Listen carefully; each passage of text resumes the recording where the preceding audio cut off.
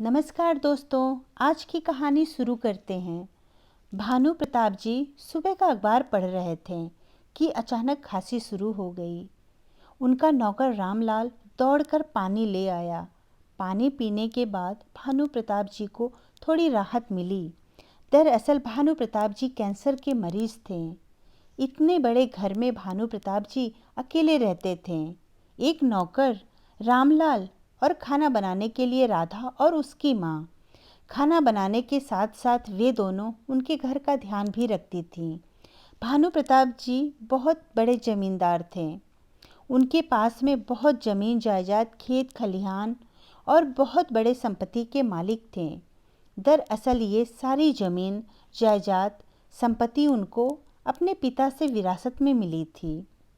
उसमें से बहुत सारी संपत्ति, खेत मकान उनके पिताजी ने लोगों पर अत्याचार कर कर हथियाए हुए थे। भानु प्रताप जी को यह कुछ भी पसंद नहीं था। वह बहुत सीधे साधे और सज्जन इंसान थे। उनका एक बेटा और एक बेटी थी। भानु प्रताप जी के दोनों ही बच्चे नालायक और बदमाश थे। उनकी दोनों बच्चों को धन का काफ़ी घमंड था। ना ही कोई संस्कार थे और ना ही किसी का लिहाज। बड़े ही मुश्किल से बेटी की शादी की थी, लेकिन दुर्भाग्यवश उसका पति भी बहुत लालची और बदमाश था। उसने शादी ही अपने ससुर की संपत्ति के लालच में किया था। उसने सोचा, जब यह मरेंगे तो आधी जायदाद तो मेरी पत्नी के नाम होगी और फिर मैं सारी संपत्ति अपने नाम कर लूँगा। इसी कारण अपनी पत्नी की बदतमीजी और पूरे दिन के नशे की हालत वह सहन करता था। और बेटा भी दूसरे शहर में रहता था। उसको भी अपने पिता भानु प्रताप जी से कोई लगाव नहीं था। सिर्फ और सिर्फ उनके पैसे से लगाव था। वह तो बस इंतज़ार कर रहा था कि कब भानु प्रताप स्वर्ग सिधारे और यह पैसा और जायदाद मुझे मिले। वह कभी अपने पिताजी से मिलने भी नहीं आता था और ना ही उनकी खैर खबर पूछता था। बस अपने पीने और अपने ऐशो आराम में मस्त रहता था। भानु प्रताप जी ने बहुत बार बेटे और बेटी को अपने पास आने के लिए बोला, मगर उन्होंने कोई ना कोई बहाना बनाकर आने से मना कर देते। उनकी पत्नी तो उनको पहले ही छोड़कर जा चुकी थी, तो वह बिल्कुल अकेले हो गए थे। बस उनका एक वकील मित्र था जो रोज़ उनके पास आता था और उनके साथ में बहुत अच्छे से रहता था। एक दिन सुबह सुबह उन्होंने रामलाल को बोला, आज तुम बाजार से जाकर हरी हरी सब्जियां ले आओ। और रामलाल फौरन बाजार के लिए निकल गया। बाजार करके वापस घर आ रहा था तो उसने देखा घर के बाहर बहुत लोग इकट्ठा हुए हैं। और जब पास में जाकर देखा तो भवानी प्रसाद जी ने खुद को खत्म कर लिया था और उनके हाथ में एक चिट्ठी थी। उसने उनके हाथ से वह चिट्ठी ली। उस चिट्ठी में वकील दोस्त का नाम लिखा था, तो वह पुलिस को और वकील को समाचार दे देता है। घर में खाना बनाने वाली राधा और उसकी माँ बहुत ही परेशान होती हैं कि अब क्या करें। खैर पुलिस आई, सबके बयान लिए और जब भवानी प्रसाद की तलाशी ली तो उनकी जेब में एक उनके हाथ का लिखा हुआ पत्र मिला और ठीक उसी की दूसरी कॉपी उन्होंने वकील को भी दिया था। उस पत्र को देखते ही वकील ने कहा, ऐसा एक पत्र मुझको भी मिला है। और सारी कार्यवाही करके पुलिस उनके दोनों बच्चों को सूचित कर दिया कि तुम्हारे पिताजी अब इस दुनिया में नहीं रहें। आ जाओ और उनका दाह संस्कार करो। दोनों बेटा बेटी अपने परिवार सहित दौड़े दौड़े चले आए। उन लोगों को तो बस वसीयत सुनने की जल्दी थी, मगर 13वीं तक तो रुकना ही पड़ता।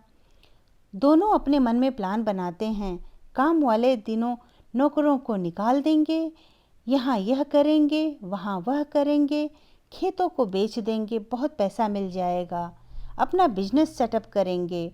उधर दामाद सोचता, इतना जायदाद मिलेगा कि कुछ करने की ज़रूरत ही नहीं होगी, मैं तो सिर्फ ऐश करूँगा।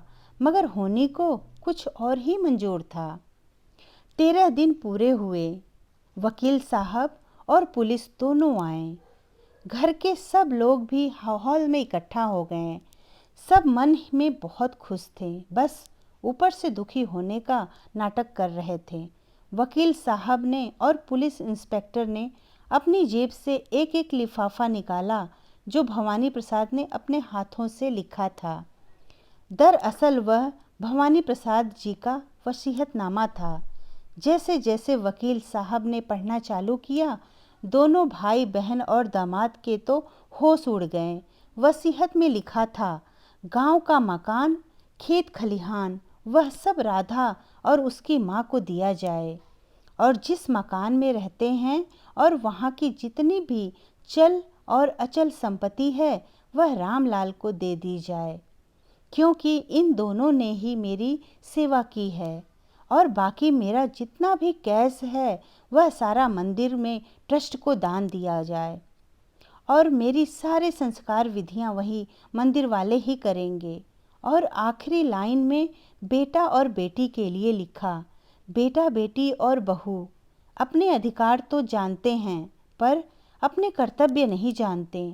तुम दोनों ने जीते जी मुझे एक गिलास पानी भी पिलाने की ज़रूरत नहीं समझी। इतनी बार बुलाने पर भी तुम नहीं आए, तो तुम्हारा इस संपत्ति पर कोई हक नहीं है। तुम लोगों को मैं संपत्ति से बेदखल करता हूँ। यह सुनकर तीनों बेटी बेटा दामाद जोर जोर से चिल्लाने लगे, पिताजी ऐसा कैसे कर सकते हैं, हमारा तो खून का रिश्ता था, इन लोगों ने ही उनको बहकाया होगा, इसीलिए उन्होंने ऐसा किया होगा। हम इस संपत्ति के बिल को कोर्ट में ले जाएंगे, सरासर हमारे साथ धोखा हुआ है। इतना सुनकर पुलिस इंस्पेक्टर तो चला गया, लेकिन उसके बाद वकील साहब ने बताया कि तुम्हारे पिता ने राधा और रामलाल के नाम संपत्ति क्यों की है। तुमको पता है ना कि इन लोगों ने ही उनकी सेवा की, जो कि तुम लोगों को करना चाहिए था। दूसरी, तुम्हारे दादाजी ने राधा के पिताजी की जमीन और मकान हड़प लिए थे, जिसका सदमा राधा के पिताजी नहीं झेल पाए और उनका देहांत हो गया। और रामलाल के पिताजी टाइम पर कर्ज नहीं चुका पाने के कारण उनकी सारी ज़मीन हड़प लिए थे तुम्हारे दादाजी ने। और जब तुम्हारे पिताजी को यह सब पता चला तो उनको अपने यहाँ लाकर रखा। इन लोगों ने भी उनकी दिलो जान से सेवा की और यह संपत्ति जो उनकी थी उनके नाम कर दी। यह उनका एक पश्चाताप था। जिंदगी भर दुखी और अकेले रहें। तुम लोगों ने तो उनको सिर्फ पैसे की मशीन समझा। पत्नी तो बहुत पहले ही छोड़कर चली गई थी। अब आप लोगों ने अपना फर्ज पूरा ही नहीं किया, तो फिर धन संपत्ति के लिए क्यों चिल्ला रहे हो। फिर बेटा बोला, हम कोर्ट में जाएंगे और अपनी संपत्ति वापस लेकर ही रहेंगे। फिर वकील साहब बोले, यह भवानी प्रसाद के हाथों से लिखा हुआ पत्र है, इसको कोई चैलेंज नहीं कर सकता। अगर तुम करोगे तो भी यह केस सिर्फ 1 हफ्ते में ख़त्म हो जाएगा। चाहे जो कर लो, कुछ फ़ायदा नहीं मिलेगा। यह सब सुनकर तीनों बेटा बेटी दामाद अपना सा मुँह लेकर अपनी करनी पर पछताते हुए वापस अपने घर चले गए। आखिरकार भवानी प्रसाद ने उन सबको अच्छा सबक सिखाया था। धन्यवाद दोस्तों। आप लोगों को मेरी कहानी अगर अच्छी लगी तो प्लीज़ लाइक और सब्सक्राइब करना ना भूलें।